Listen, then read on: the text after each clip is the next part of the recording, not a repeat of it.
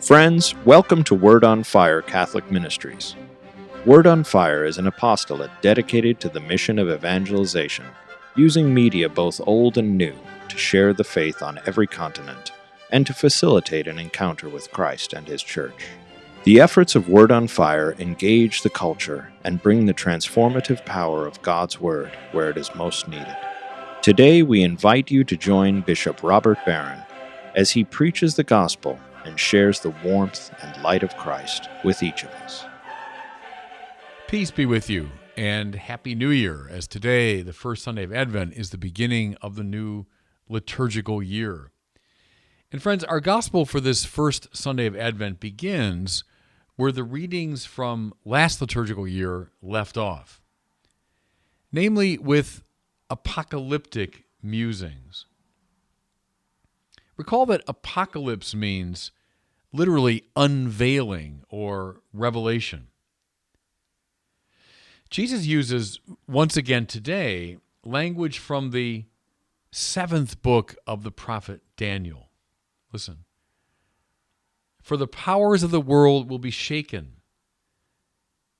and then they will see the Son of Man coming in a cloud with power and great glory. He's talking about his definitive arrival, and he's hearkening back to the 7th chapter of the book of Daniel. Now recall from last week that Daniel spoke of a succession of 4 kingdoms, which would be followed by the arrival of God's definitive kingdom. Remember, he talks about the dream of Nebuchadnezzar, of the statue made of 4 different substances. Then a rock not hewn by human hand comes and shatters the statue. That's the passing of the 4 kingdoms, and then the establishment of a final kingdom. It's also what the prophet Jeremiah is referring to in the first reading for today, when he speaks of the raising up of a just shoot for David. Now, what's that? That's the fulfillment of Nathan's prophecy. Nathan was David's court prophet, and he predicted that a son of David would reign forever. So we have a coming together of a number of prophetic utterances. But I realize how kind of strange and distant all this can sound to us. The prophet Daniel and Jeremiah and Nathan and these obscure predictions. How is any of this relevant to us and our time? Well, I think, despite how distant it can sound, there's an enormously important spiritual point for us behind all of it. And here's what it is, I think. We should not trust in any of the powers of this world to give us final security and peace. Let me just say that again.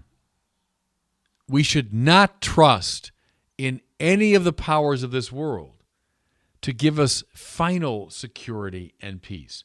Such peace will come only with the arrival of God's kingdom.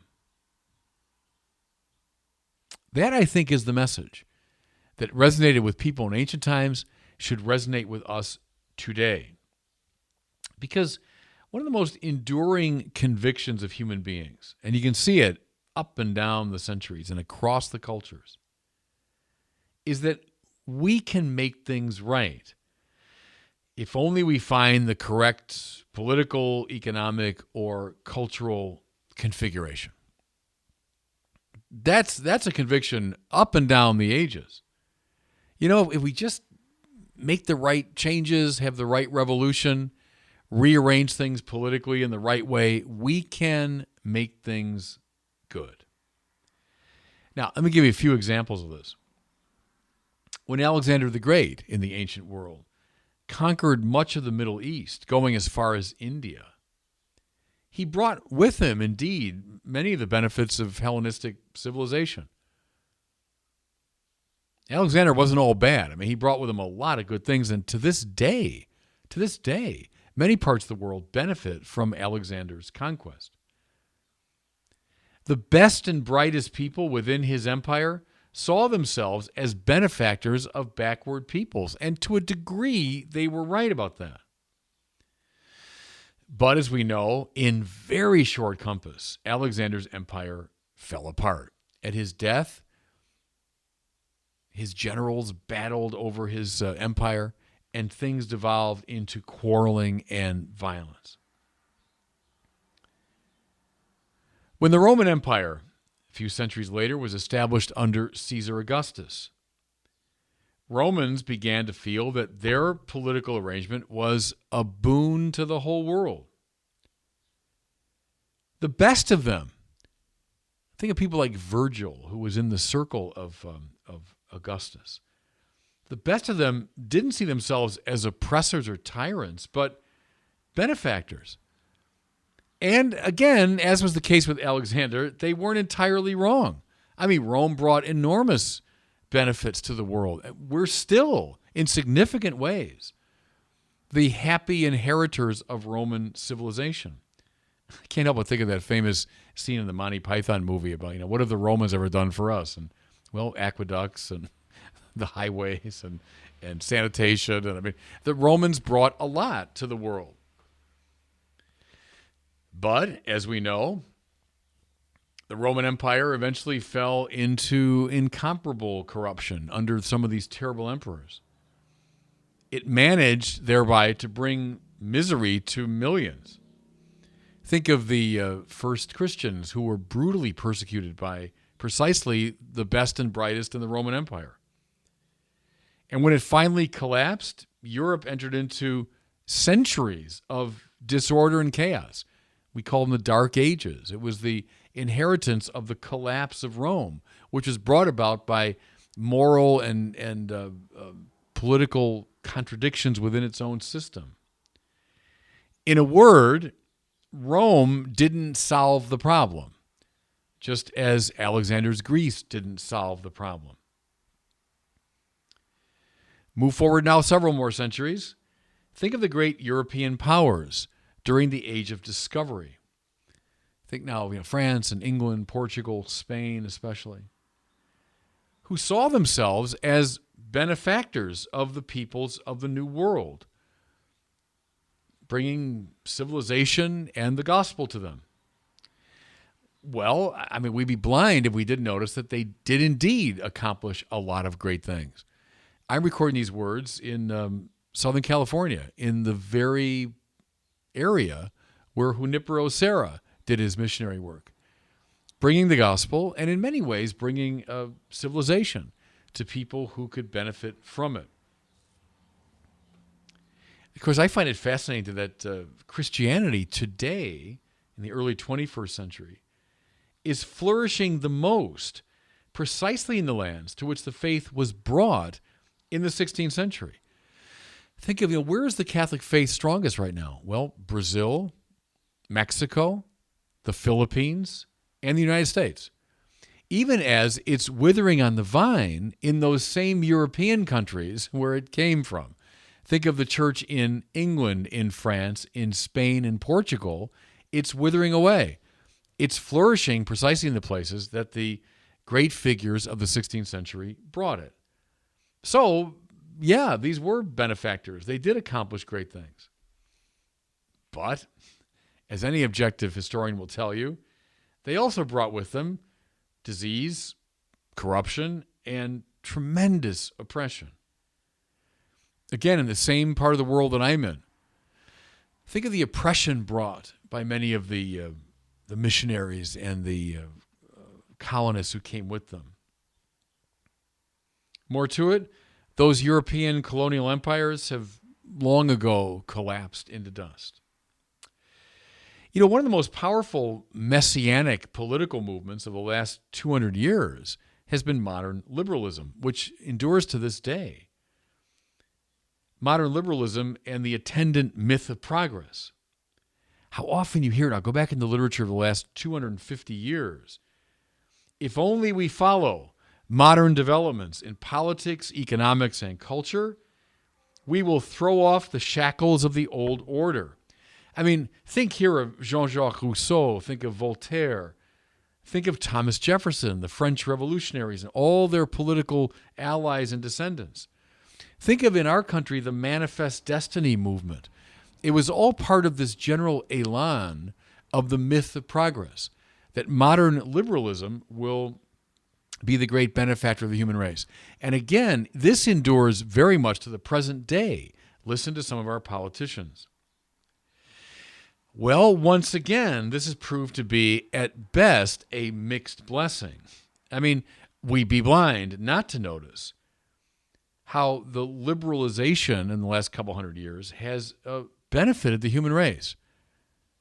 I mean, who wants to go back behind all the accomplishments of modern science and of political liberation and so on? But we'd be equally blind if we didn't notice how an awful lot of negativity has come precisely through the liberal movement and the myth of progress. Beginning with the great terror, the terror that followed the French Revolution. You don't come along with our new, brave new world, we'll do you to death. Think of the genocides of the 20th century, in many ways generated by this very confidence in the myth of progress. We could debate this point, but I think in many ways the communist movement that emerges in the 19th century, flourishes in the 20th century, it partakes of this modern myth of progress. It's clearly a messianic movement. Marx was convinced that the social revolution he called for would bring an end to history. It would bring an end to oppression. Well, it brought an end to tens of millions of lives in the 20th century, produced the most oppressive tyrannies we've ever seen. The point, I hope by now, is clear.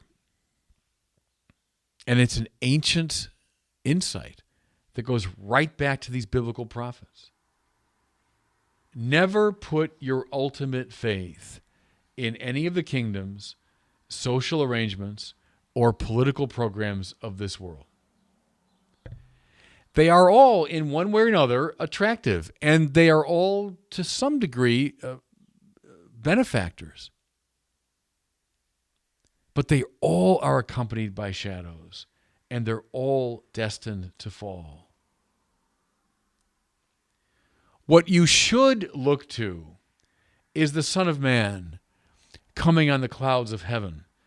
Now, what's that symbolic speech for? It's meant for the establishment of God's kingdom through God's power. Oh, just as a distant hope against hope? No. You can see it even now. Because that kingdom is none other than the church. The followers of Jesus Christ. Christ coming on the clouds of heaven. Well, in a certain way, think of Christ coming on the clouds of incense at the liturgy. That's the kingdom. Now, in seminal form, not fully realized, yes, of course. But that is the order to which we should look. That is the adventus. It just means arrival or coming that we should anticipate. Not the coming of a new political figure, but the coming of Christ and his definitive kingdom. And God bless you. Thank you for listening to this week's homily from Bishop Robert Barron. For more resources from Bishop Barron, please visit wordonfire.org.